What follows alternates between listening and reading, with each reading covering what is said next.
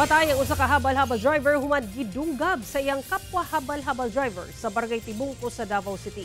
Samtang patay sab ang usa ka taxi driver human gidunggab sab sa iyang kapwa taxi driver sa Barangay Komunal.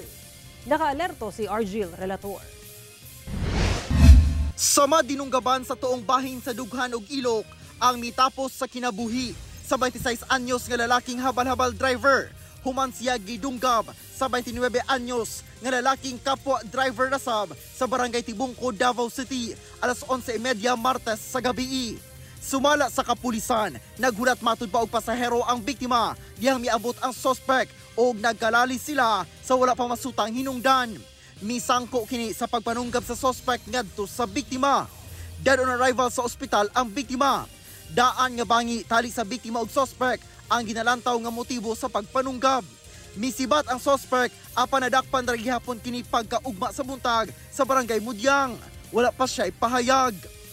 Dead on arrival sa ospital ang usa ka lalaking taxi driver human gidunggab sa iyang kapwa taxi driver sab kilid sa National Highway sa Barangay Komunal, Buhangin District, Miyerkules sa hapon. Nagkalalis matud pa ang biktima og suspect labot sa pagparking sa ilang mga ginamanehong taxi nga misangko sa sinumbagay.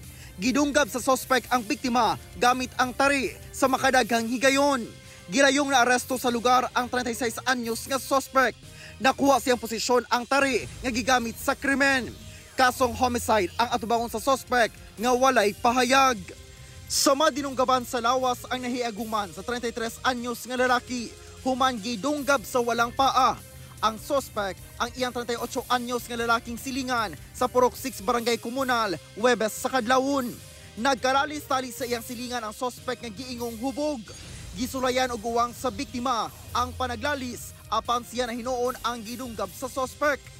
Dihang misulay pag-ikyas ang suspect gamit ang iyang motorsiklo. Natumba kini sa motor, hinungdan nga nasamad ang ulo ni ini. Parehong gidala sa ospital ang biktima og suspect. Kasong physical injury ang ipasaka batok sa suspect nga wala na mihatag og pahayag. Ako si Argil Relator. 1 Mindanao.